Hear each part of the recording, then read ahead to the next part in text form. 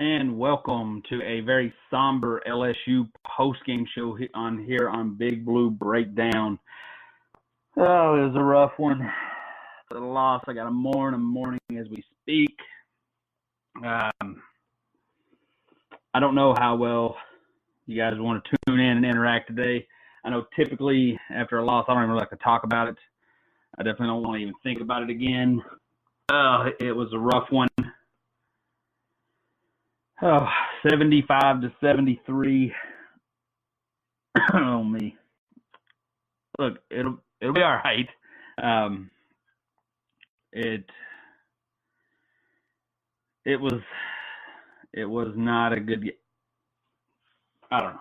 I thought it was going to be. I was hoping for a blowout. I was hoping for a win. We needed a win. I felt like that win, but hey. That was a slap in the face. Not by the team, not by the team's performance. Yet it was a slap in the face by just the schedule. The schedule hit us. We thought, hey, smooth sailing until Tennessee.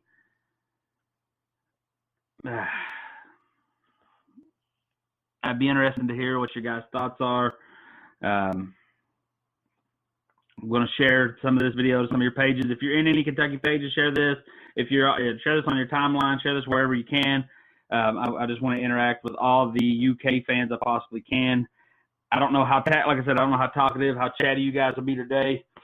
I don't even watch sports for the next 24 to 48 hours, or at least probably until Saturday, especially what's happening right now. I was going to watch Duke Louisville because I was anticipating a win. But I'm sorry, guys. But after that, I don't want Duke to win. I sure don't want Louisville to win.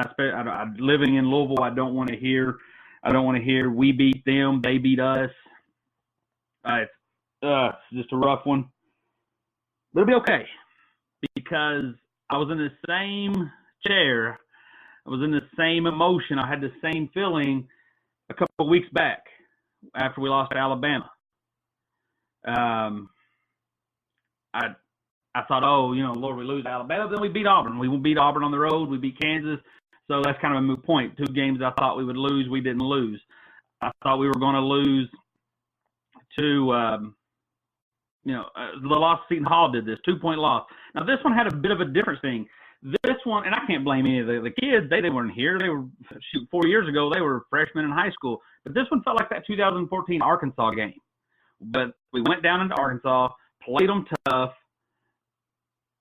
They drove to the basket. We didn't block out. They had a putback dunk as time expired. This one, look, I'm gonna stop and say, if we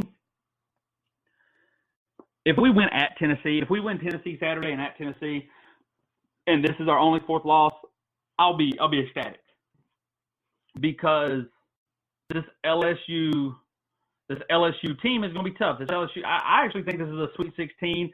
This is a Sweet 16 LSU team, maybe even Elite 8, depending on the matchup. This is going to be this is going to be a loss you have to shelf. I'm going to shelf this loss if we lose a couple more times. If we drop both Tennessee teams, we don't win the SEC tournament, then this one's going to sting. This one's going to be that game that they talk about letting slip away. This is going to be the difference between a 1 seed, 2 seed, maybe even a 3 or a 4 seed, depending on what the rest of the season holds. If we're able to win Tennessee, if we're able to win at Tennessee, if we're able to somehow win the SEC tournament, and this is just going to be another tasteless loss. It's not going to be a bad loss. It's not going to be anything that's going to hurt us when March rolls around. But you're going to have to carry this for a little bit. You're going to have to carry this. There's going to be doubt. There's going to be frustration. Saturday is going to change a whole lot of things. If we come away with a win Saturday, keep this loss on the shelf. Like I said, it ain't ready to be put away yet. But a win versus Saturday will make it. A win on Saturday versus Tennessee will make this feel much better. A win so 2 Saturdays from now at Tennessee will all but forgive this. If we win at Tennessee, this will cancel each other out. It's like this didn't even happen.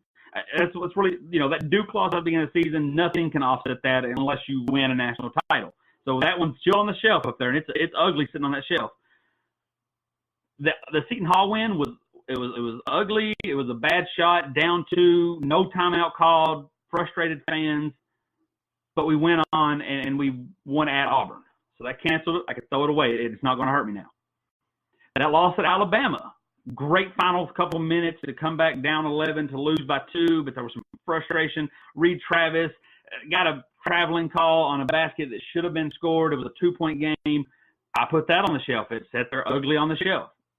We beat Kansas. I was able to strap that because I traded a loss for a loss. I thought at Auburn, I thought at Kansas, I thought at Auburn, I thought Kansas was going to be losses. They weren't. I can scrap that. This LSU loss is going to sit on my shelf until that at Tennessee game, and or then if they all compile up their national championship, we'll then take down the entire shelf. Unpopular opinion. I see a lot of people out there saying bad call by the refs. It wasn't. That tip pass at the end, 73-71, LSU beat us last second. That was a good tip. The ball was off the rim. It was almost outside of the rim, so it wasn't really offensive interference. There was plenty of time. There was a half a second after it left. The problem we had, not even breaking down the entire game, we let a lead slip away. We made some questionable basket or some questionable plays.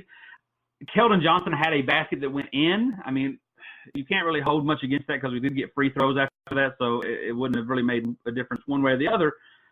But let's be, as fans, let's call a spade a spade. Let's realize that good play by LSU, a heads-up play by the LSU big man.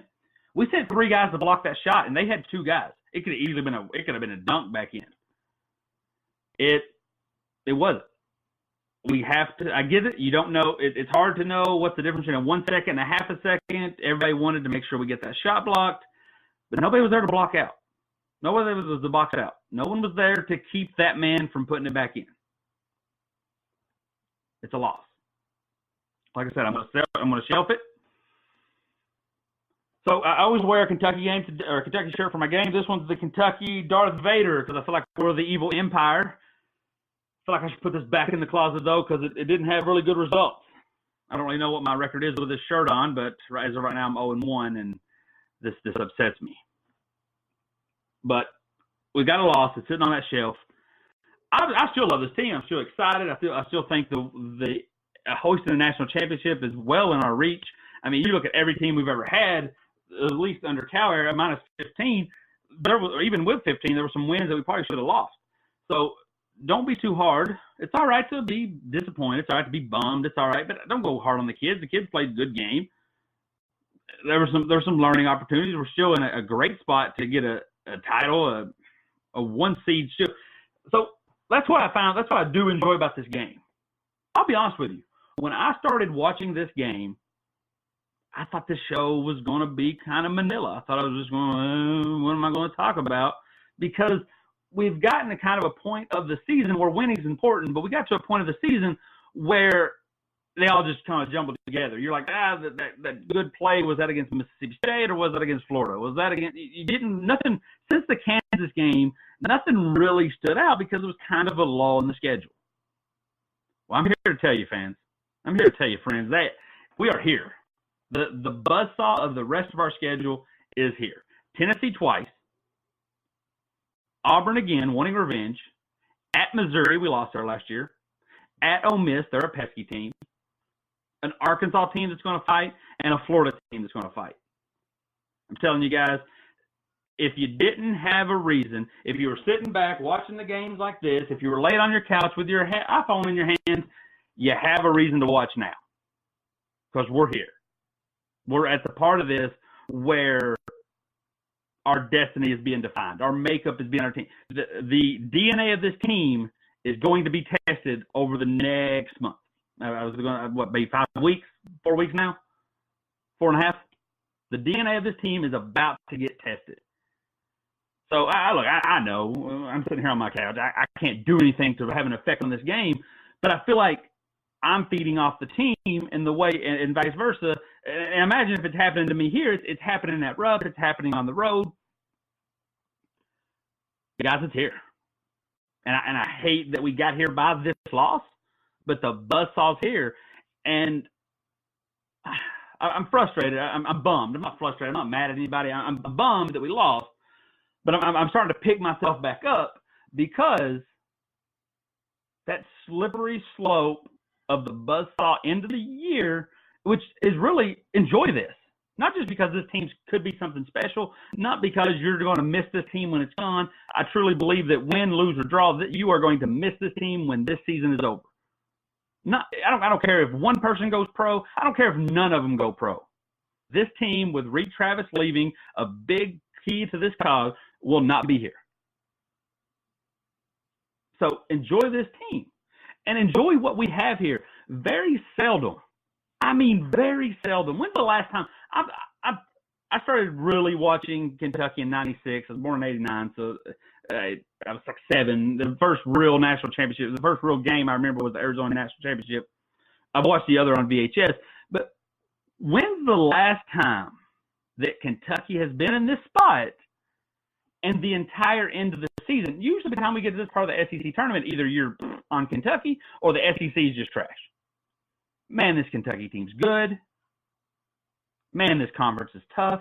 And I'm telling you, the next 2 months, I don't know how, I can't whistle. Going to go by. I'm telling you. Tennessee Saturday. It's here. Like I said, we got that LSU loss shelved. Tennessee lost here. Or Tennessee game here. At Missouri here. Tennessee, Auburn, Arkansas, Florida. It's all here. Next thing you know, it's Friday, SEC tournament. Boom, Selection Sunday. It's here. There's no more, who's Kentucky play tonight? I don't know. No, it's here. It stinks we lost. And I'm trying to slow down because I don't want this to be, man, it seems like just the other day was that John Wall year. John Wall came out doing the dance. It seems like just the other day. Boom, decade ago. It seemed like just yesterday. 38-0. I got the 38-1 shirt. I thought about wearing it. That was 5 years ago, 4 years ago. Those guys are pros, making big money, signing second contracts. The seasons go fast enough as it is. This team's special. I don't know how much longer Cal's going to be here. I don't know how much longer these kids will be here. I don't know what the future of college basketball, the NBA, the G League. I don't know how much longer things are going to be what they are. We're always going to be Kentucky fans. But this team only has a select few games. Now, I'm still inspired. I'm getting through that loss. I'm not going to watch ESPN. I'm going to watch Netflix and Hulu for the next, 4 days. And then I'll pick it back up, and we'll be here on Saturday with the Tennessee game. But, man, it's going to go quick. Because those games, and you know what I'm talking about, the games where it feels like your heart's in a vice grip, where it feels like someone's got their knee on your chest, and you can't do anything about it. You're not playing the game. You're not contributing. Unless maybe you're at the game and you're causing ruckus, you're really not doing anything. But, man, you just want a certain outcome. So I'm telling you, that's going to happen. Tennessee, twice. Auburn, Arkansas, Florida. SEC tournament. I guarantee you we run into LSU. I'm expecting a revenge tour, LSU, in the SEC tournament. Auburn, LSU, Tennessee championship game. Calling it now. You heard it. February 12th. SEC tournament, or NCAA tournament. I said this last week. NCAA tournament. Everybody says the NCAA committee. I said this like I said last week. Everybody says the NCAA committee hates us. No, they love us. The NCAA committee, ESPN, they love Kentucky because we bring in that green stuff. So when that bracket comes out and you see Kentucky and then you see North Carolina and you see Louisville and you see IU and you see every team imaginable in that bracket, you're going to say, man, the committee hates us. I say no. I say the committee loves us and they love the money we bring. I say all that to say the next 2 months, gone. I'm telling you, it'll be here. Hoisting the title, Heartbreak City, Final Four, first round loss, whatever happens, we'll be here like that. Let's see, some of you guys in here chatting. I'm going back. Here we got Gabe. Like I said, this is a while back. Yeah, the losses are never as bad and the wins are never as big. But they are. I'm not disagreeing, but all this, look, it's in a box somewhere. I have to show you. I'm in denial. I have a box of denial. I have a 40-0 Kentucky shirt. I used to work for the newspaper, the local paper. I have a newspaper that celebrates us going 40-0. They printed it and they was going to produce it. Obviously, had we completed that run, we did. I'm in the now. I go in that, and I'm going to show my kids and my grandkids one day, and hopefully they don't ever Google it. I'm going to show them and say, hey, we win. I'm in denial. So, yes, no, every loss isn't as good as they are. Every win or every loss isn't that bad, and every win minus the national title isn't as good as it is, because even like 2014, those great big shots versus Michigan and Wisconsin and Louisville and Wichita State, they lose their luster if you don't close the deal. So, yeah, it's not as big, but it is for now. Right now, it is. When I go to bed, I'm going to lay here and say, man, if we get out, or if Hero would have hit the three as a one-point game and we walk out, we win. Or maybe even score faster and you get to the final position. I don't know. All right. Yeah, anybody was watching, anybody listened to Big Blue Breakdown last week, me and Mike, we was drinking the Kool-Aid. We got some right here. We was drinking the Kool-Aid. Just got married. I do what she says. You got to if you want to win the game. I was drinking the Kool-Aid. I said 40-point win, 30-point win. Nah, didn't happen. It was on me. I own that. So Mike's in here asking, does this mean we beat Tennessee twice? I like our chances. I like our chances of now being peskier, being a little friskier, a little not lackadaisical. I don't think Cal's going to let us go in there and sleepwalk that game. Julia said, how do I know all that? I'm sorry, I'm late. I'm not really sure what that is. Billy is being a Duke fan in here, talking all that smack. Yeah.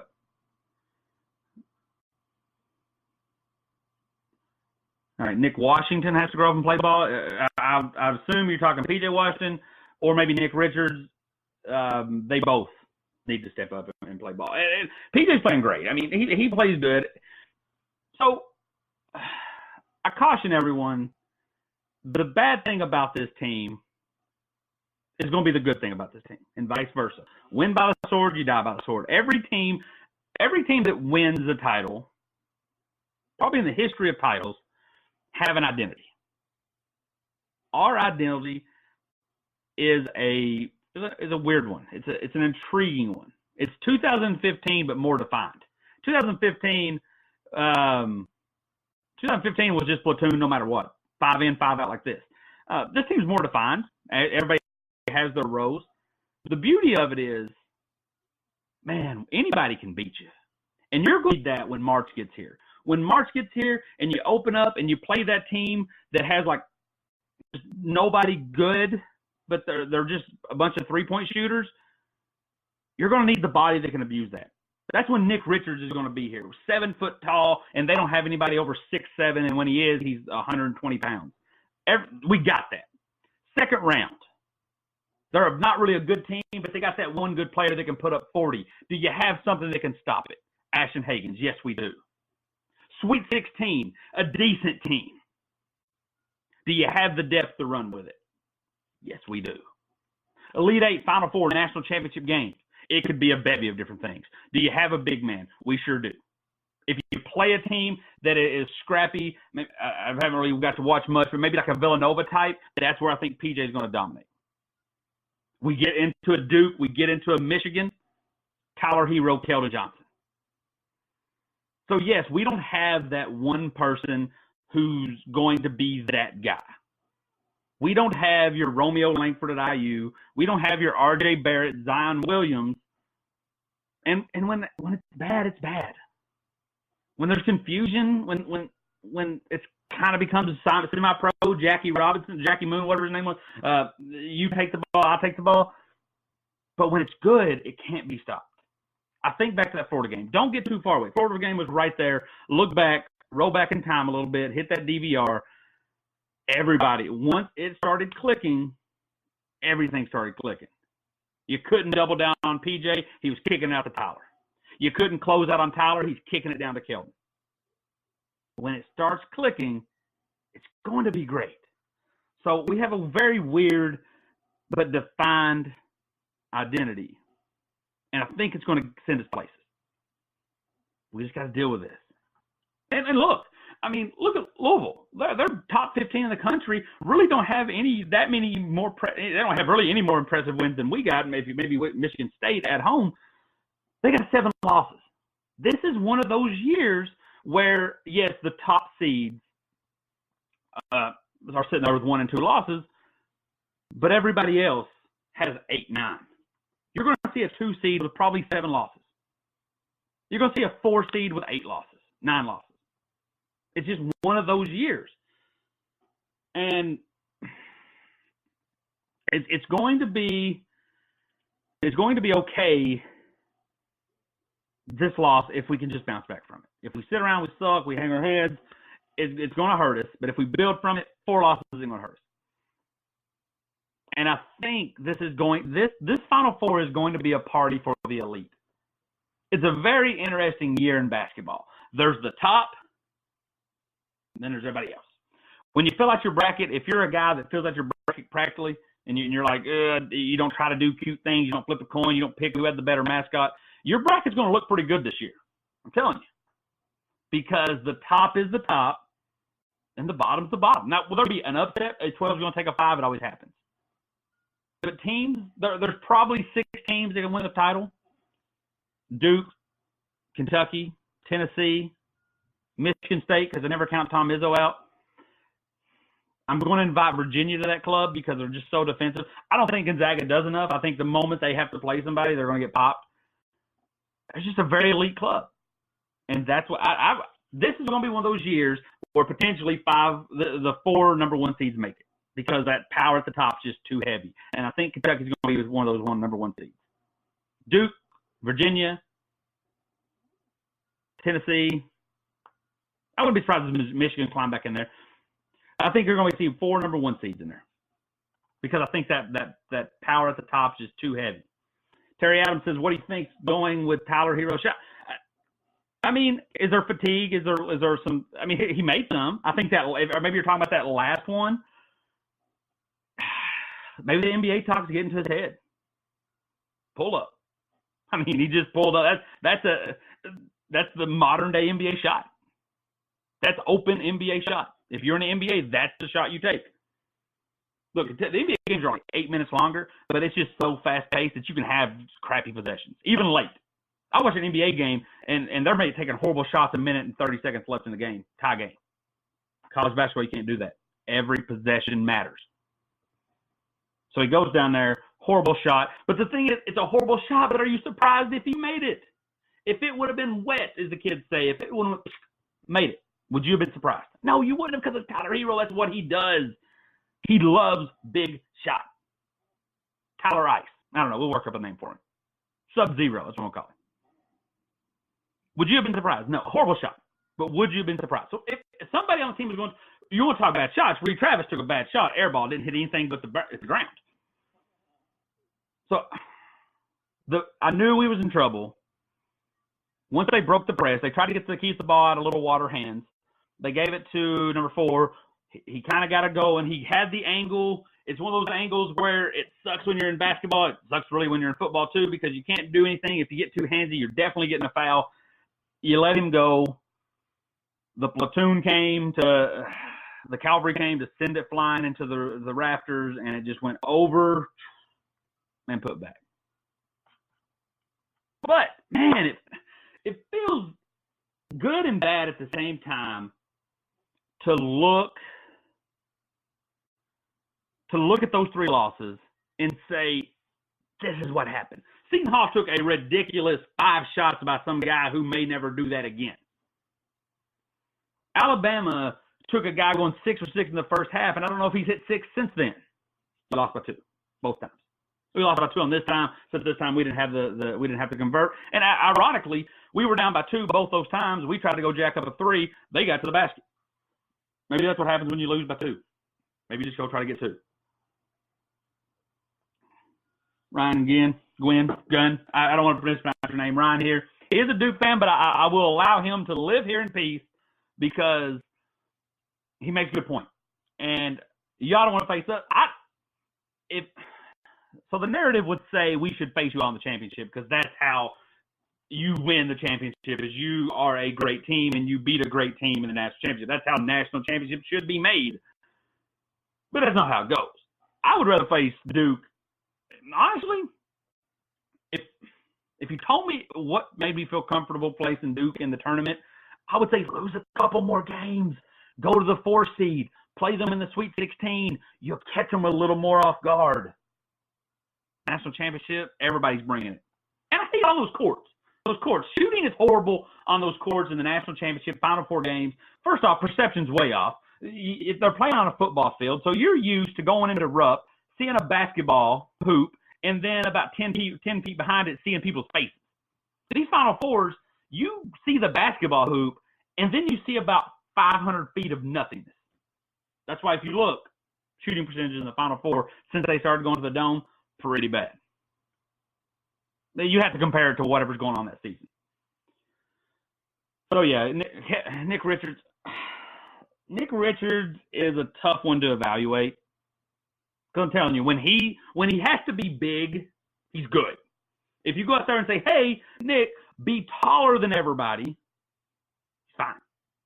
When you go out there and say, be great, be the best big man on the court, he's not the best big man on the court. Mike, you say no way, like it never happened. This happened once.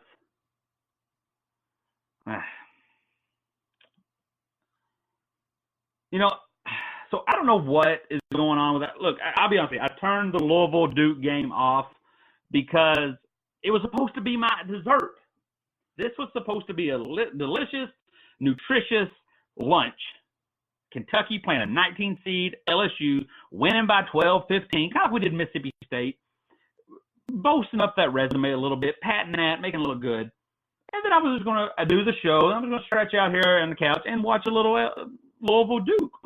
Who was I going to root for? I hate Louisville with a passion, but it would probably help us out considering the way we beat Louisville if Louisville happened to beat Duke.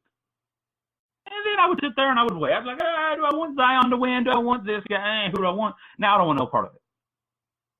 Because if Duke wins, they're still up at the top of the kingdom and they're laughing down at everyone below them. If Louisville wins, I'll be off social media for about a month. Yeah, Washington has been a beast here lately. I just think you have a lot of talent, and you have to find a way to convert that into baskets. I mean, you have to find a way. Washington can't put up 50 for you. He'll do it once. I don't want to use it now. It's like the get out of jail free card. It's like I don't want to use that now. I want that to be March. I want him to be first because these kids are young. These kids aren't used to playing talent like this. It'll happen next year when they go pro. All right, guys. Thanks. I got kind of worked up there because my mind's racing right now. Heartbroken over a loss. Heartbroken. Hate them guys losing. But it's February. We did violate one of my 3 rules that I set for Kentucky every year. Don't lose in March. February. Don't lose to Louisville. Sure didn't. And don't lose at Rupp. We did. I don't know. Maybe at this point, maybe this kind of game, the environment lent itself to this kind of upset. Me and Mike talked about it on the show Thursday or Sunday, whatever day it was, that the people who got that game are one or two types of people. People who will be there Saturday and people who won't be there Saturday. And the people that will be there Saturday didn't care about this. Let's be honest. You went in there, you got your ticket scanned, you sat down there with your delicious ice cream and your nachos, and you said, wish this was Tennessee. If you're not going to Saturday's game, you did the same thing. You walked in there, you bleeped your ticket, you got some ice cream, you got some nachos, you sat down wherever your tickets were, and you said, sucks I won't be here for Tennessee. And you kept that mindset the whole time. And I'm not bashing anybody. We all did it. I turned on my TV and said, wish this was Tennessee. Everybody, it happened. But we'll build from it. Like I said, it's still on the shelf. We will come back from it. Maybe we will. Maybe we won't. It's going to benefit us. It just depends on how long we have to wait to cash that check. How long do I have to wait to take this off the shelf? At earliest, it's going to be, I'll get a little redemption this Saturday. The 2 Saturdays later at Knoxville will be a huge chance for redemption. Maybe you have to wait a little longer. Because I'll be honest with you, we drop Saturday at Tennessee. We drop at Tennessee. The shelf's going to be getting full, and it's going to have to be a big check to cash. But we can do it. We can do it. So, Saturday, Tennessee, here. Finally, we're all here. Got an extra loss on the way. Picked up an extra straggler. It's not going to be easy. Everybody's going to have to do their part. Higgins is going to have to play strong defense. And I say all this, I'm not saying that they haven't. I'm just saying this is what we're here now.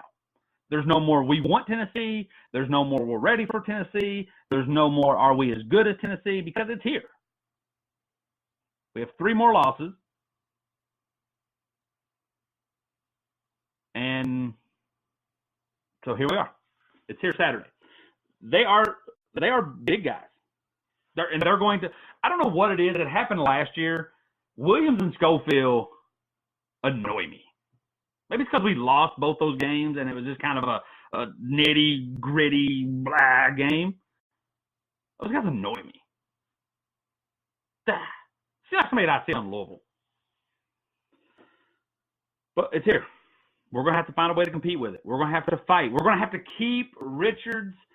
I hate to say this because Mike's been saying this, and Mike Buckhiser, he does a show with me on Big Blue Breakdown. He's been saying this since A1 Day 1, since his team really started kind of clicking. We like everything we see, but Reed Travis and P.J. Washington pick up fouls. I said, don't worry about it. I said, don't worry about it. It's no big deal. Get on somewhere. Because they were smart fouls. They were early fouls. They were like, hey, let's see if I can get away with this. They're like a kid. Anybody who's got young toddlers, young kids, they just want to see what they can get away with. That's the excuse I always made for Reed Travis and P.J. Washington. Early in that first, yes, they pick up 3 fouls in the first half because they want to see what they can get away with. They want to see if they can poke. They want to see if they can reach up underneath. They want to see if they can block with a little bit of an angle, not go straight up and down. They wanted to see what they can get away with.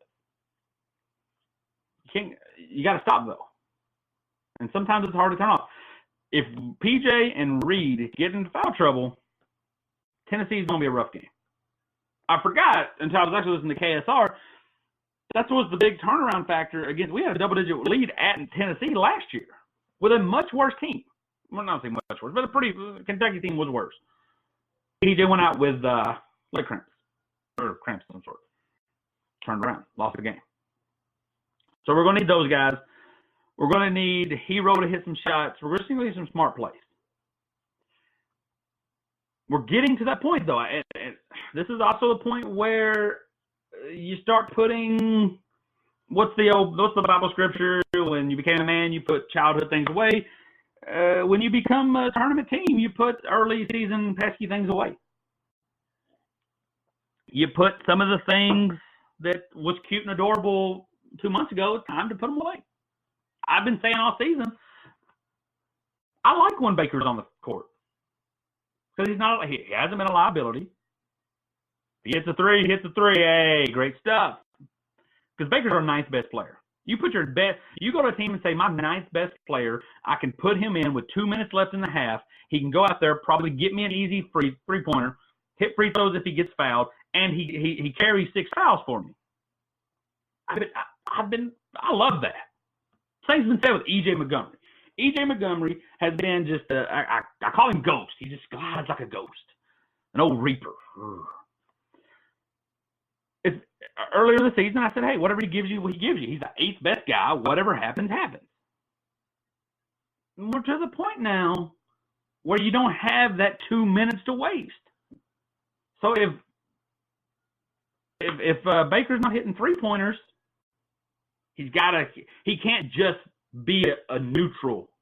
If he comes out there in 5 minutes, hits 3-pointers, but does nothing on defense, that's fine. Because it kind of cancels it out. But if you're not hitting 3-pointers and you're not making impacts on the defense, even if you're not a liability, It's like credit. You're not bad credit, but if you're still no credit, I don't know how much, because all four, as we start getting down this stretch, we hit this buzzsaw. We've talked about it all show. As we hit this buzzsaw, every minute matters. Every 40 minutes matter. Half second killed us. Half second, no box out, no paying attention to anybody but the guy that had the ball, killed us. And I can go through every minute and say, hey, this is what kills us. Every minute. You don't have to play a perfect game. There's not going to be no such thing as a perfect game. The closest thing you saw to a perfect game this season was the whooping Duke put on at the beginning, and even they will never do that again. It just will not happen again. Especially as March comes, dead legs happening, everybody, the gap starting to close in between players and teams. But every minute matters. So if you're out there, whether you play 1 minute or 38 minutes, you got to make something happen. Let's see here. Terry Adams says, so far you would have the dessert. Louisville is winning, but I can't eat it. I can't enjoy it. Like it's like I got food poisoning from my lunch. I said that earlier. If you weren't listening, I basically said that the LSU game was my lunch and this Louisville game was going to be dessert. I can't enjoy it. My team lost. Kentucky lost, so I don't want to hear either one of those win it. And I hate that because I'm a fan of basketball too. Actually, there's been two really enjoyable. Actually, there's only been one true enjoyable. Because I was going to say 2013 was kind of enjoyable of a tournament run because you could watch every game without any true investment. But Louisville ended up winning it, and it made everything be horrible. So, Tennessee, Saturday. Tennessee mattered. That game was heavy before. It is really heavy now. We have to win that game. I say that as a lighthearted statement because if we don't win, we can still do great things. I mean, it's not necessary. The last time we won the title, we didn't win the SEC tournament.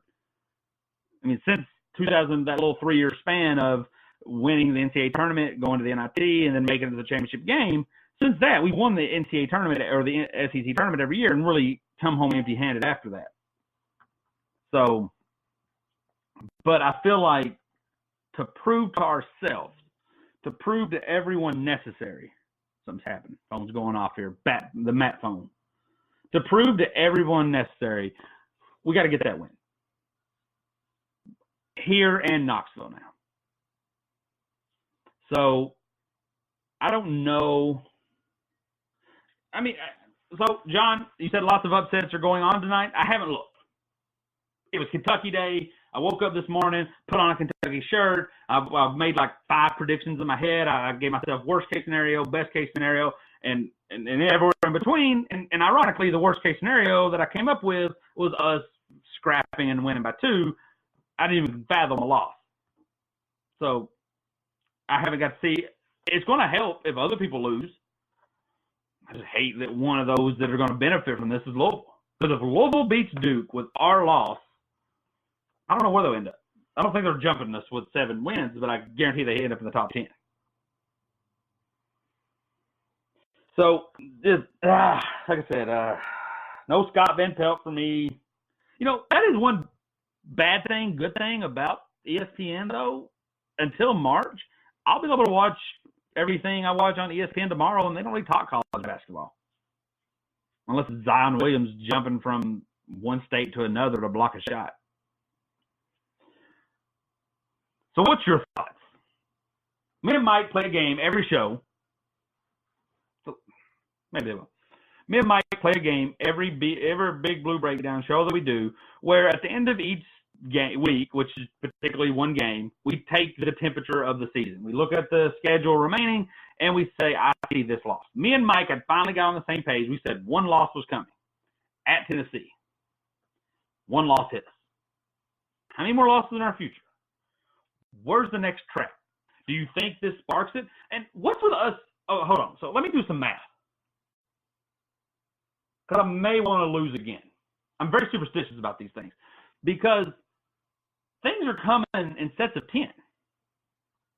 All I heard at Alabama was Kentucky has beat Alabama 10 straight times. All I heard. You know how many times tonight I heard that Kentucky has won 10 straight games? Too many. Stopped. So let me count backwards. You need 6 to win the tournament. You need 9 to win the SEC tournament. Means we lose to Florida at the last. I'm okay with that. I don't know. I still love this team.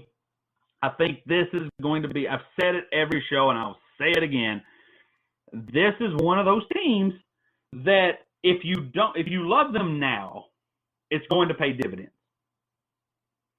But if you don't, if you're still complaining, if you still say, I hate Nick Richards, if you still think PJ is going to be a bust, if you still think Tyler Hero's overrated, if you are one of those few people who still have this mindset,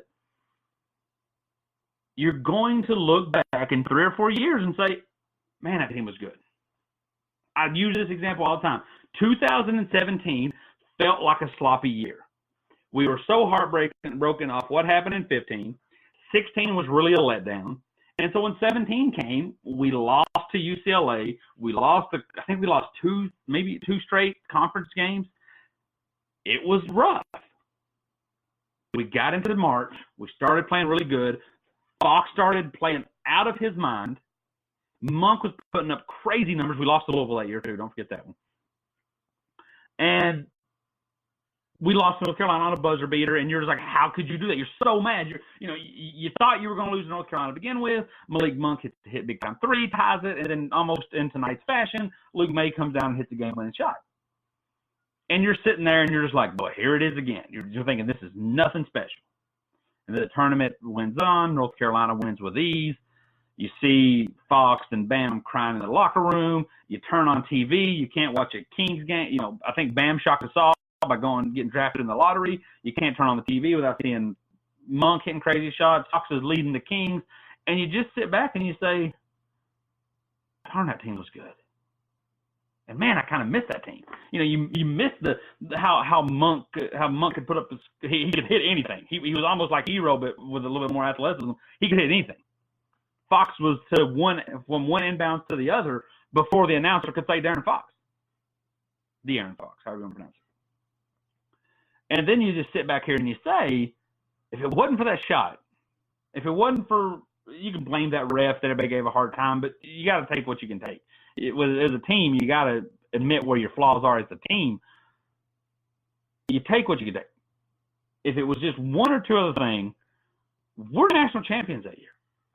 Because I think once we get to the Final Four, we're by far the best team. We were the second best team in the country by the time. We weren't rewarded that, but because our record was a work of art, not just a one insight into what you had, but we were the second best team behind North Carolina.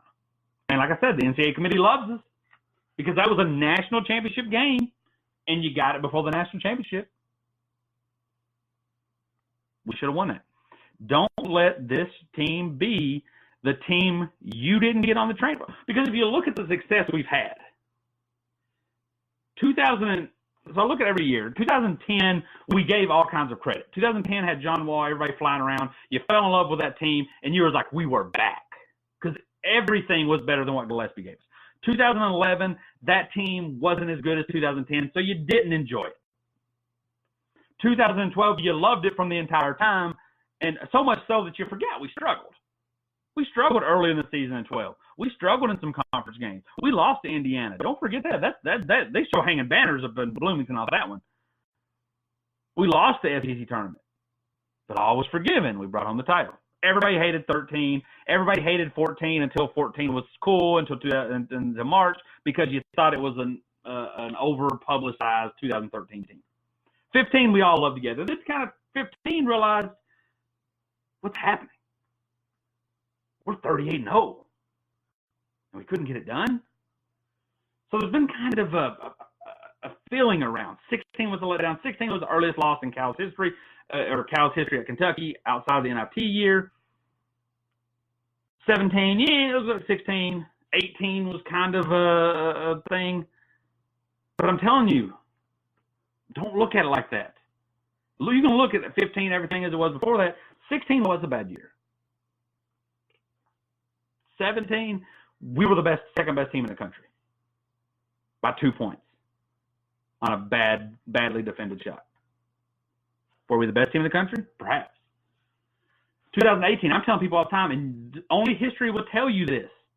2018 was the year Cal hit the reset button. Cal said, I'm not going to beg and push out the door what I have now for these kids. Everybody's upset. Everybody's upset we didn't get Anthony Edwards. I don't think Cal was recruiting him as hard as he used to. 2012 Cal would have been at Anthony Edwards' house every day for the past 3 months.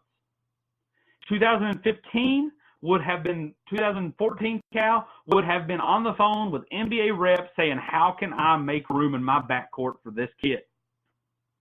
2018, 2019 Cal says, well, let's see. So last year he brings in some pieces. He brings in some works of some flip house, some houses that you have to flip. I'm drawing a blank on what they're called. You bring in some projects. You got to bring a little project. Jared Vanderbilt, he's undersized. What can we make happen? This year, don't be surprised, win, lose, or draw, Tyler Hero comes back. E.J. Montgomery comes back. Nick Richards come back. Give me a sophomore Tyler Hero. Give me a sophomore Quickly over any other freshman in the country. Because the times are changing. Things are changing. One and done will be gone soon, and Cal's already going to have a way in. Because, look, everybody can be on this Coach K bandwagon because Cal's already set that trend. Cal got hated. Everybody made fun of him on ESPN when he started 5 freshmen. Now K's down there doing it. K's still going to be behind because what's going to happen in 2020 when the NBA says, all right, everyone can come in, 18-year-olds, 17-year-olds, overseas, you can come in. Cal's ready. Cal's got his 4 or 5-star guys that aren't going to go pro that year anyway. Come on in. Coach K's got to hit that reset button. Kansas has to hit that reset button. So, yes, it's very frustrating. I see everybody's frustration last year. You can't – last year has to be one of the best rebuilding jobs I've seen from a college program, minus whatever Villanova might be doing this year. Verdict's still out on that one. Villanova went on a great 3-year run, started horrible, lost to Furman, got busted by Michigan. Now they're back. A lot of people expect them to be a top 4 seed in the tournament. Everybody says, well, everybody wants to say, why isn't Cal recruiting sophomores? Why isn't Cal getting these sophomore juniors? Last year was that year. Last year's that's how you got to rebuild at Kentucky. So it's paying dividends. We got a P.J. Washington who I think is going to work his way into a lottery pick. We got a sophomore Nick Richards, which hold on to your investments. It's not time to sell that stock yet. Junior Nick Richards is going to be where it's at. I'm feeling it. I'm just telling you. All that comes from then. This year, well, we lost the Wiseman kid. Well, that is what that is. The kids. Then you got the kid that picked Washington over us. You got the kid that picked Georgia over us. You got the kid that's probably going to pick, I don't know, Tennessee Chattanooga over us. And you're saying Cal's losing it. Or maybe Cal's just not courting as hard as he wants to. Because here's the thing. I'm not saying Cal didn't recruit Anthony Edwards, but I'm telling you, if Anthony Edwards looked at that kid, if Cal looked at Anthony Edwards and said, you can come here, but I've got Quickly probably. Hero's probably coming back. I'm going to have a junior Baker. Let's see what that's going to look like. I already have Maxey coming in, who I imagine Maxey's bought into his role. He's going to have to play. So you tell all that to Anthony Edwards because Cal doesn't BS with these kids. He tells you what your role is. You're going to have to come in, you're going to have to fight. You may not even start. And if you struggle, you may not have fine playing time if Hero comes back. Could you imagine if Hero comes back, Edwards would have came here, Edwards would have hit that freshman wall that they often hit, he might have played 6-7 minutes a game. For a guy that's considered number 1 player in the country, top 3 pick in next year's draft, but he didn't like that. Fine with me because I will take a sophomore Hero. And me and Mike had this conversation. NBA, everybody sees it with Anthony Davis. Anthony Davis wants to go win. So these small programs, these small market NBA teams that are going to have to try to draft as Anthony Edwards, they like the fact that he chose himself over a better team. Because that means when he's drafted by the worst team in the league, in 5 years, he might stay with us instead of go join the Lakers. But let us look at the big picture. And I could be way wrong. And for those that have repeat listeners, and you're like, Matt, you say this every week. I do, but it's something I feel so passionate about that I hope new listeners listen, and then they take it and they go tell their friends like it was their idea. Because I'm telling you, I think there's a lot of truth to these things. I think Cal is willing and ready to turn this and get away from the one and done. If you look at pictures of Cal when he first came here and how he looks now, you think the presidents look bad when they leave 4 years in office, 8 years in office? Look at Cal 10 years at Kentucky. The man's aged 20 years. Stressful job. Cal's got the kids he's wanting. His team's got it. Let's see, Duke. Yeah, I mean, teenagers, sorry guys, I'm looking here. Hey, if you want to interact, I'm trying to find a way to bring people on so I can have you like a little video down here and chat with you. Until then, I'm just going to read what you're typing. Terry Adams says, believe I'm a true blue fan, so I'm so upset, but we're going to make it up by beating Tennessee. I've said it.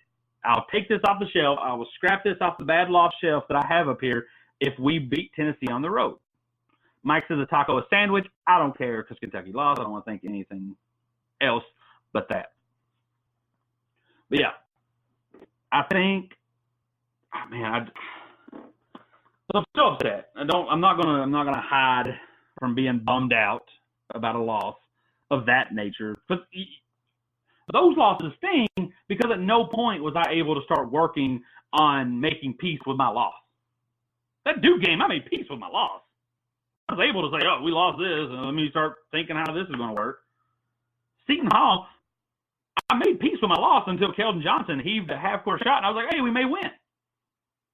Even Alabama, I made peace with my loss. We were down 11 with 2 minutes left. You make peace with your loss. You're like, hey, we let this one go. At no time during that game could I ever make peace with it. You could say down, 4 with 2 minutes left, but I've seen this team do better. I've seen this team, and we did. We raced it. We were tied. It's one of those ones. It's going to sting for a little bit. I'm going to put this up there with the regular season first-degree burns, second-degree burns. What do you say? Where you put the Christian Watford shot from Indiana, where you put the Arkansas put-back dunk. I'll be all right. But we got to beat Tennessee.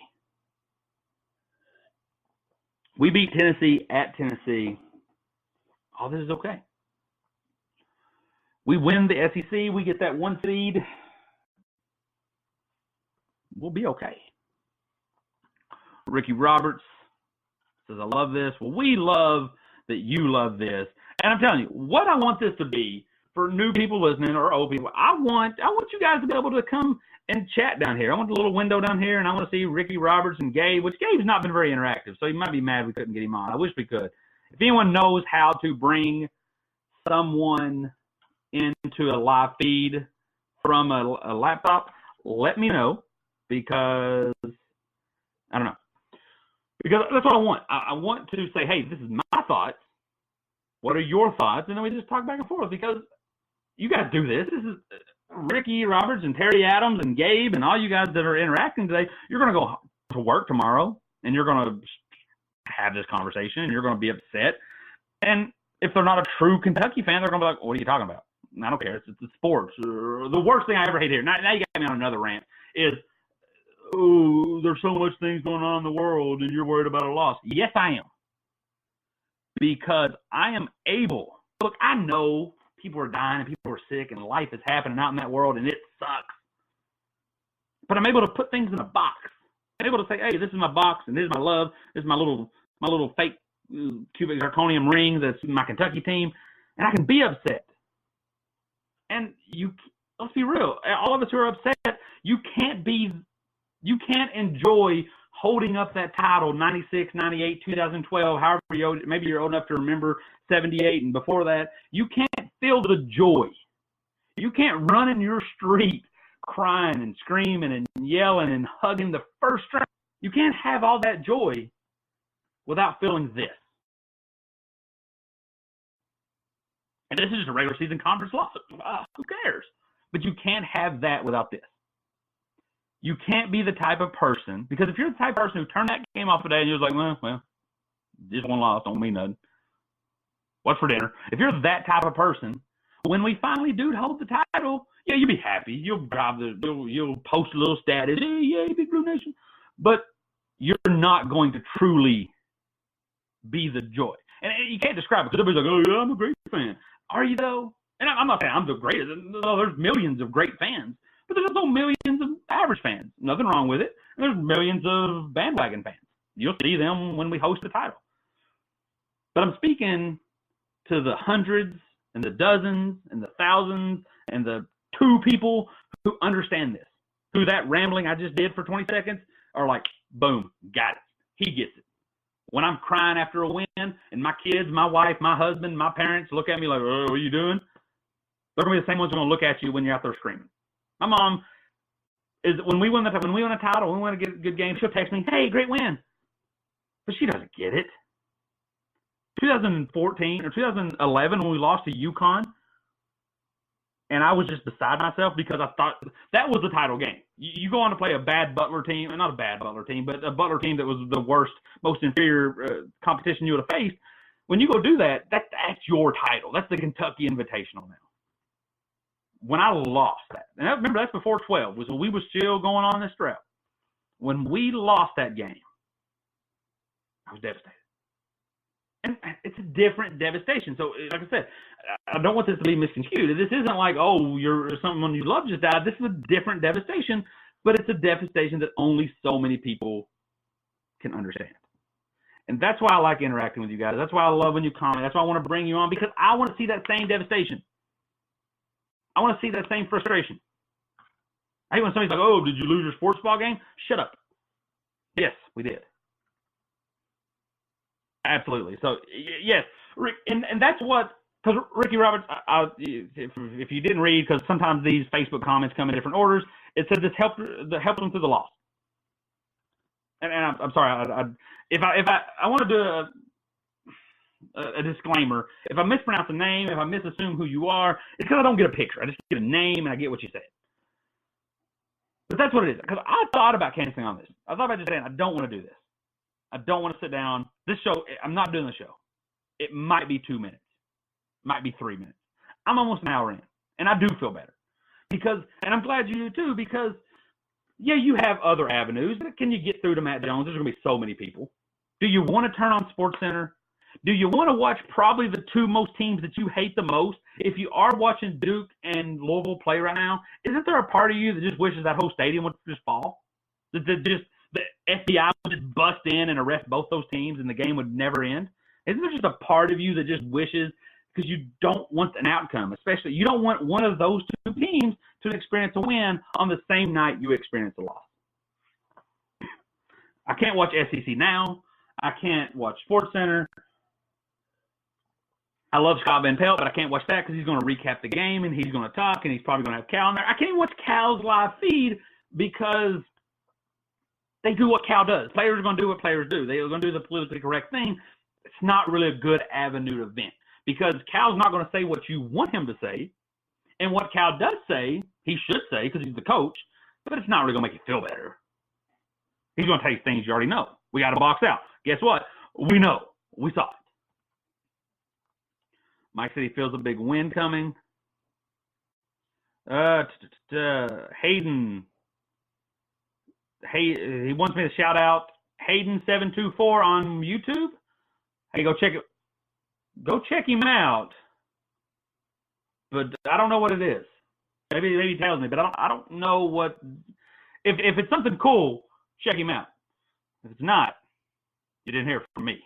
I don't know what it might be. If it's something weird, yeah, I don't know. Like if he's on there kicking animals, you didn't hear that from me. But if he talks sports, if he talks video games, if he talks movies, music, things he loves, check him out because really, I don't do this because I want to get paid. I don't want to go to ESPN. I don't want to work that crazy work schedule. I'm a big fan of Matt Jones and all those guys, and they have to fly everywhere. You hear Ryan Lemon complain about how he spends time away from his family. I don't want that. I just want a venue for me to talk Kentucky. So I'm always going to support anyone who wants to share that dream. So if Hayden Conrad at Hayden HDYN724 says check out my page, go check out his channel or his YouTube channel. But if he's doing something illegal or weird, you didn't hear it from me. But if he's doing something cool and you can get behind it, supporting. All right, what else we got here? Who else? All right. So, Tyler Phillips says he hopes the LSU bus breaks down. Man, I don't know. We had to go to LSU in a snowstorm, and we lost, and I was worried about our guys. And let's be petty for a minute. Let's just say the LSU bus does break down. First off, I doubt they're riding a bus. They're probably flying a plane.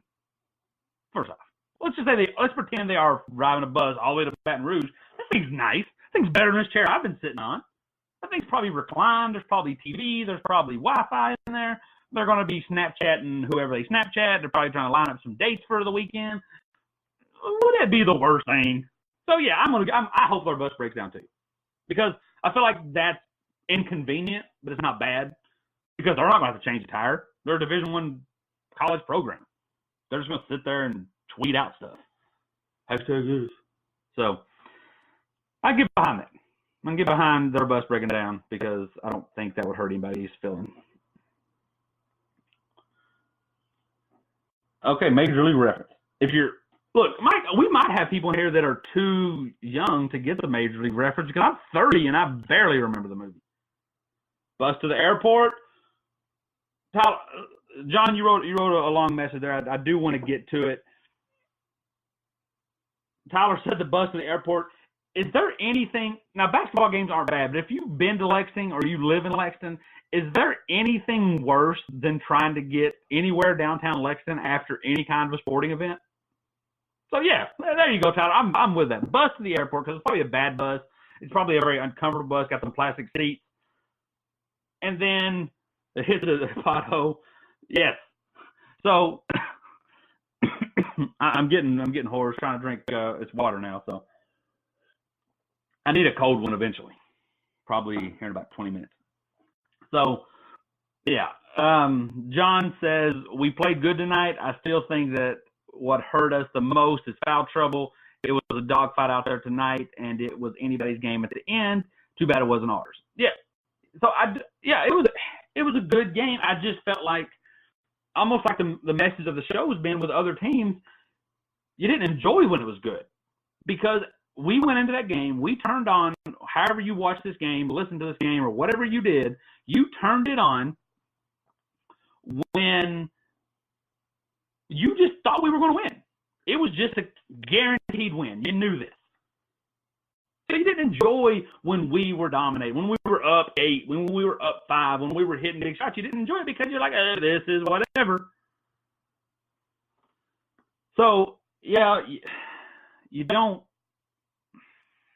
We did play good, but you're not going to enjoy that. The foul part, I am worried, because when you don't go to guys like Nick Richards and E.J. Montgomery enough, and then late in the game are Reed Travis and PJ's in foul trouble, they're coming in rusty and unproven. That's why I really love what EJ's done over the last couple of weeks, because I think he can give us valuable minutes. You even saw him, because of his ability to jump and his length, he was in there instead of Reed. So maybe he's the one that was – I don't know the jobs. I don't know the role of these guys when they were put into play. So maybe his role was to be the box out guy, and maybe he didn't, and maybe Reed Travis would have. I don't know. But I think we learned from it. Ricky says, I'm 16, but why, when number 3 had Hagen's number, why didn't Cal leave quickly in? Yeah, see, first off, this is crazy. This is how I know I'm getting old. Ricky doesn't probably remember much before Cal. Has Cal been here that long? Obviously, there's YouTube and there's everything. But they don't, 16 and 17-year-old kids don't remember Cal. And that's why when Kentucky fans are like, oh, these kids should come here for the history of our program, they don't remember that program. Kids coming out of high school, senior kids Ricky's age, doesn't remember Rick Pitino, doesn't remember the comeback cats, doesn't remember Tubby, doesn't remember 98, doesn't remember the Patrick Sparks toe on the line 2005. If they do, it's because of YouTube. Cal's been here that long, and I'm getting old. Mike's in here wanting White Castle. So, guys, John says he was watching quietly. This is something I always want to share. When I go out, So when I'm out at a sports bar, even when I'm at the game, which I've gotten better at the game, I can clap and I can get excited. And now that for the last decade of I'm on home, it's still a struggle. I grew up with a typical house. And sometimes bedtime was 10, Kentucky game was still going, I'm up. You couldn't be loud. You couldn't be loud. You couldn't be absurd. So I got the clap. This is my indoor clap. Look, you get to hit as hard as you want, and it's quiet. So try that. You got kids asleep, wives asleep in the bed next to you, trying to root for any team. You really want to show emotion. You don't want to move too much because you don't want to disturb anybody. Try the indoor clap. It's great. I still do it to this day. I've lived on for 10, 12 years. Still to this day, by myself, 4 o'clock in the evening, still be doing it. So if you're in the library, why would you watch nothing against you. Nothing against anybody. Why would you watch Kentucky in the library? Go somewhere. But hey, if you had to, that's a real fan. Watching it wherever you can, however you can. Look, another event, before I can even get to that, who schedules weddings in March? My brother and sister-in-law did that. Why do you schedule a wedding in March? Because I'm watching the game, and I will cheer accordingly. So when you schedule, if you know anybody that's scheduling a wedding and they tell you March, ask them why. And first off, don't let it be on a Thursday, Friday, Saturday, Sunday. That's all I'm saying. And if it is on a Saturday, it better be on the other region Saturday. Tyler says, I honestly think we got soft after the first half. Yeah. That's why when everybody texted them, everybody was complaining, we're coming out here acting a dud, laying a dud, getting down 10-12-0. Me and Mike talk about this all the time. I will take that. I will take being down 10 at half and playing just like in the first half, because if you're going to have momentum, let it be in the second half, because you can't be stopped then. Maybe you can, but for the most part, if you come out hot and you score 40 points in the first 50 points in the first half, and then you go out there and lay a dud, and you find yourself tied with 30 seconds to go, it's hard to turn it back on. So if we're going to play a bad game, let it be in the first half. Emmanuel and EJ were playing one of their best games. Yes, and we're going to need that, but I need them to do it a little bit. I don't know how you can. I'm sorry. I don't know how you can have your cake and eat it both, because I'm investing in Quickly, EJ, Nick Richards. So when they struggle, when they come out, they play goofy. When they play 6 minutes, I'm like, that's okay, because they'll be back next year, and next year my dividends will return. So I don't want them to play too good, because I need them back next year. But yes, they played really good. Quickly, I like his ability to score. I think next year, no matter who comes back, we start to see him, if he comes back, transition to the 2-guard, just because I think he really plays. He can handle the ball in pressure situations, but he plays pretty good off the ball. Tyler says, I have a Patrick Sparks jersey. Those are the greatest. 96 to those 08, 75-year SEC anniversary jerseys were the greatest. I mean, I'm not knocking the John Wall with the water print mesh, or I even really like the gray ones that Anthony Davis wore. 2014, we wore some chrome. It was kind of cool. We lost to Baylor, though, which didn't happen. But, man, when Nike says, hey, you're wearing throwbacks, I don't like that they're like 1950 throwbacks. Wear those 96. Wear those Patrick Sparks. Those were the good ones. Which, even if we would have beat Michigan State, I don't think we won the title in 05. There was just too many. It was just, I mean, that in 2005 North Carolina team was one of the best. I don't know what we're talking about. I think I missed something. April being the worst. Maybe I said something. Oh, for a wedding? Is that what you're talking about? You put everything in April, because there's nothing going on. NFL's over. If you don't get married in April, get married in like early August. Because like there's nothing in late April. After the first week, NCAA tournaments wrapped up. The playoffs, unless you're a diehard NBA guy, the playoffs are what they are. NFL's done. Do you care about the draft? Maybe. If they are getting married on draft, you can watch that without the phone. Like, I could dig that. I could have it up there because I get my alerts. I don't need to listen to Mel Kiper be wrong. Except this year, Josh Allen, number one. You heard it here first. I don't know. See, now I'm rambling in a different direction. But now this Kyler Murray kid came out. I think Arizona really likes him. We'll see.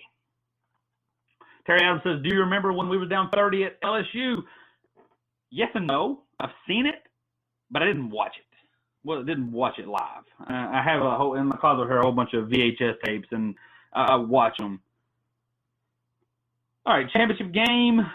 That's early, and it's on a Monday. People don't want to get married on a Monday. I got beef if you're getting married on the Final Four Saturday.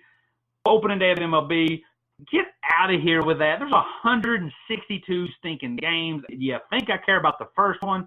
In spring football, you better be talking about the AAF championship, because I don't care about spring football, because spring football is what college football was, but boring. Last year, did we lose 4 in a row? I thought it was 3. I know it was at least 3. If you can't see, John said, remember last year when we lost 4 in a row in SEC play? It was during February. But was it?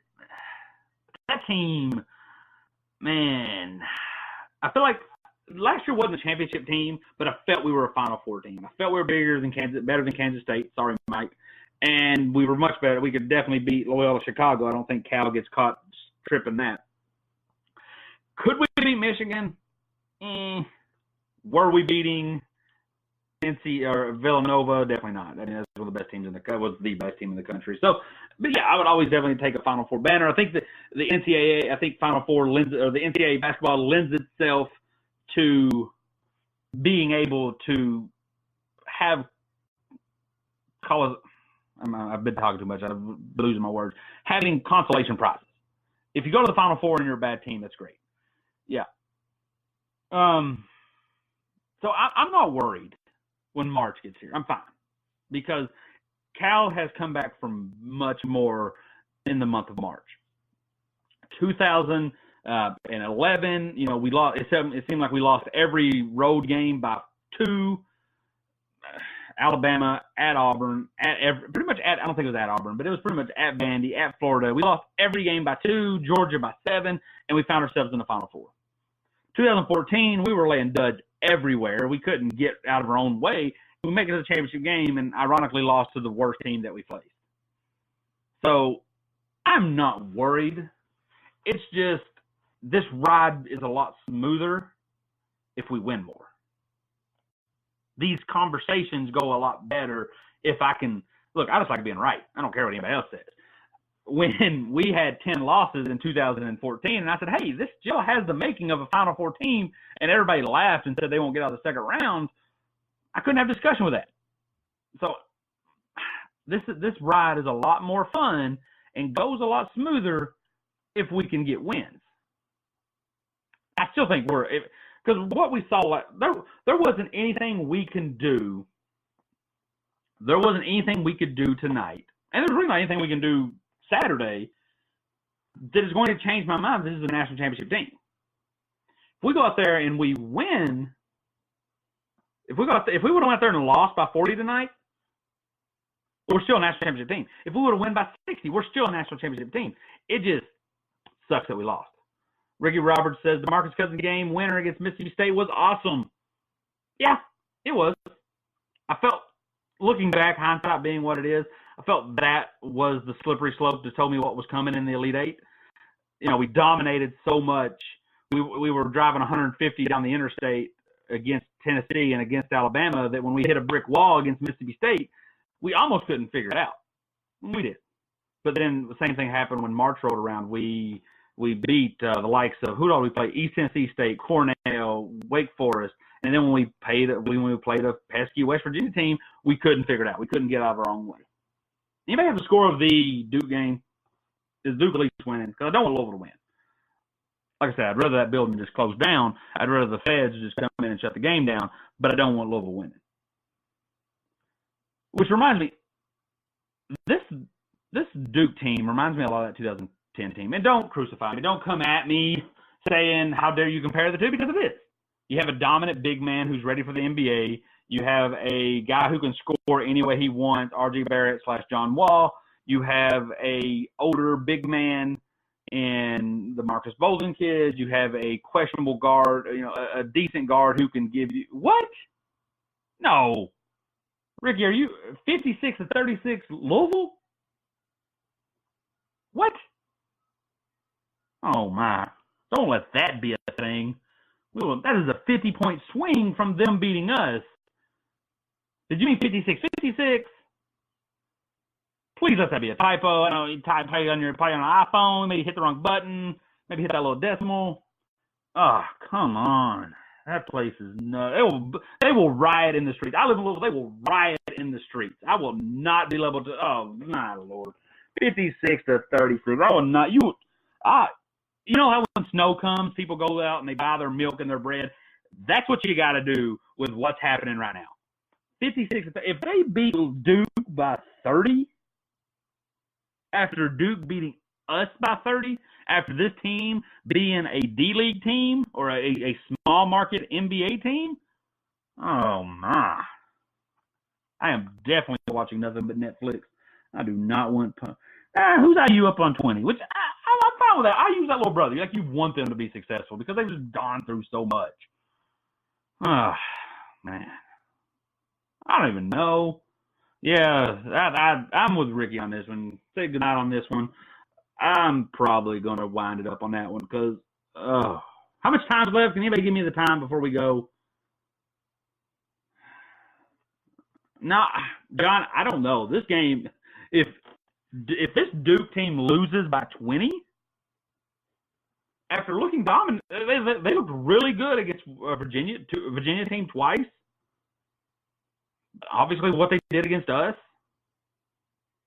man, that might, other than maybe us losing unless this happens in March or Louisville beating us in March, us losing to LSU and them dominating Louisville in the same night, man, I'm not even on social media.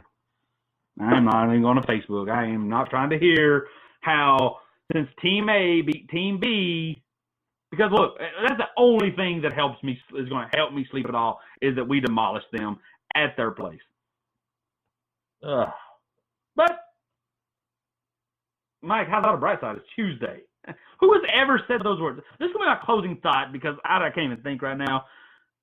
Who's ever said, hey, great news, guys, it's Tuesday? Does those words even get said? How do I have new comments, but there's clearly no new comments? It's just like one comment down there. 9 minutes to go. I don't know what I'm going to do. I don't know what my evening's going to be consistent of. Because all I'm going to hear is how, we're so horrible. Man. Way to go, Duke. But I will finish on the bright side because that's what I try to do. I try to find the gold in the pile of you-know-what. What is this? Because I don't know what Duke's schedule looks like, but I don't think they've played North Carolina at all.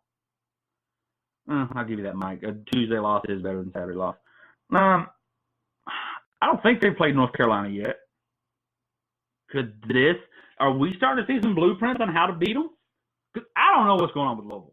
Actually, all I want, because I feel like at this point, either two types of people watching, the 6 people still viewing. I feel like we're pretty close because I feel like we're interacting. We're good peeps. We're friends. I can deal with this. Or you'll listen to it later when we turn this into a podcast, and then I don't care what you think because I don't have to deal with that at that point. All I want is the Louisville death penalty. Is that so bad? Is it bad that I want them to shut that program down? And then if they're not going to give them the death penalty, I don't want Chris Mack to get them back this quick. They were done. They were done for. Louisville was done. They were the laughingstock of the NCAA. They got caught with prostitutes and bad ones at that. Like, bad. They were done. They had to get rid of almighty Rick Pitino. They went out and they got some overachieving guy from Xavier, or underachieving, whatever you want to call it. And is it bad that I just want them to suffer more because I don't like them. Death penalty, and I'm talking like bad death penalty. Here's what I want. Like, are you listening, NCAA? Because this is what I want. 2000, because they already said they're not coming out until after this season. So what are we, 2019 or 2019? 2019 and 2020, I want death penalty. Done. Nothing. Over. Wrap. Cancel it. 2019, 2020, 2021, let them come back. Zero scholarships. Zero scholarships. Zero postseason play. Don't even let them be on TV. I don't even want to see them. Which their games, aside from when they're playing Duke, their games are hard enough to find. Zero games. 2020, 2021. 2021, 2022, let them go back on TV. Still no postseason. 6 scholarships. Was it 3 years? So basically 1 year death penalty, 3-year postseason ban. Is that made me a horrible person? That's all I want. That's all I want. Just set Louisville back to the Stone Age. Because this is what's going to happen. Because let me tell you, you do that, Mac's gone. Because Mac's not going to sit around and do nothing for a year. Does that make me a bad person? Does it make me a good Kentucky fan? Because I'll take being a bad person if it cancels out by being a good Kentucky fan. But all I want is Louisville to get the death penalty. And then before anybody who hears this says, but Matt, there's that Yahoo report that has Duke, North Carolina, Kansas, Kentucky, even Bam Adebayo had a dinner with somebody he shouldn't have had dinner with. Aren't you worried? Nah. Because I can tell you what's not going to happen. What's not going to happen, hey, the Giant scholarships to prostitutes, maybe they'll learn something. Not steal toothbrush. But what's not going to happen is the NCAA laying the hammer down on their best production makers. We all have jobs. Think of it like this. We all have jobs. No matter what you do, when you go to work, think of the Ricky may not, 16-year-old, I don't know where he worked. But we all have jobs. You go to work, and you know that person. If you admit it, take away all the kiss ups and the suck ups, there's that person that really works hard. That person's not going to get fired. If you're the best worker, and I learned something a long time ago. If you get in trouble for doing something at a job that's not illegal, you just get in trouble for doing something. Spoiler alert, I don't want to hurt anybody's feelings. I'll take it myself. You're not that important to them. Because the most important person at a company can get away with anything. LeBron James could do anything he wants, still going to have a spot on that roster. Because when you're good enough at your job, you can break any rule you want. That's just fact. Now, within the scope, you can't do anything illegal, you'll go to jail. No one's bigger than the law, I guess. Maybe. I don't know. The same thing happens in the NCAA. When you're Duke, Kentucky, North Carolina, one of those teams can miss a tournament. You will not see a March Madness with no Duke, no North Carolina, no Kansas, no Kentucky, no whoever else. Arizona. You will not see that March Madness. Because that means your Final Four is looking at NC State, Texas. That's not going to sell tickets. So one or two things is going to happen. Either they're going to just sweep it all under the rug, which is what it is, or they're going to sweep it all under the rug. But since they have already caught Louisville, make an example of it. That's what I'm hoping for. That you sweep all these Yahoo reports that they don't want coming out under the rug, and then you bring the hammer down on Louisville. Now I'm talking death penalty, 3-year probation, 3-year postseason ban. Man, that'd be great. And on the same year we won the title. What if that happens like the week after we won the title? April might be the best month ever, if that happens, especially in sports. Man, I think we should go out. Hour and 23 minutes in. Thank you for everybody who joined in. Hope you check it out. Mike can put it on there where all we're at. Let's just think about that for a second. April 7th, we win the national title. Number 9, distancing ourselves from North Carolina, distancing ourselves from Duke, distancing ourselves from Indiana, squeaking in there, inching ever so close to UCLA, and then a week later, Louisville gets the death penalty. Man, that might be a tattoo. I would get that. I would get like an RIP Louisville's program. Man, that would be a great week. All right, guys, like I said, Thank you for everybody tuning in. I could probably ramble on more, but really don't have anything. And I'm getting tired. And I'm still bummed because I imagine Louisville's still winning. Thank you for tuning in. Big Blue Breakdown. We'll have a podcast out probably Thursday. We'll be talking Tennessee postgame, hopefully in better spirit. We'll have a Tennessee postgame next Saturday. Game's at 8, so we'll probably be rolling pretty late about this time. I don't know what y'all got planned on Saturday night. Like, share, come in. I'm going to figure out a way to bring in people and talk to them. Everybody that was in here tonight, I definitely want to talk to you guys. Thank you for sharing this, because I know anyone listening, anyone who's actually tuned in and ridden this wave, I know that if we win Saturday, you will be as excited as I am knowing that you were as disappointed as we are today. If that makes sense. I doubt it did. We're out. Thank you for everybody. Big Blue Breakdown. Didn't stop. Maybe it didn't. There it is.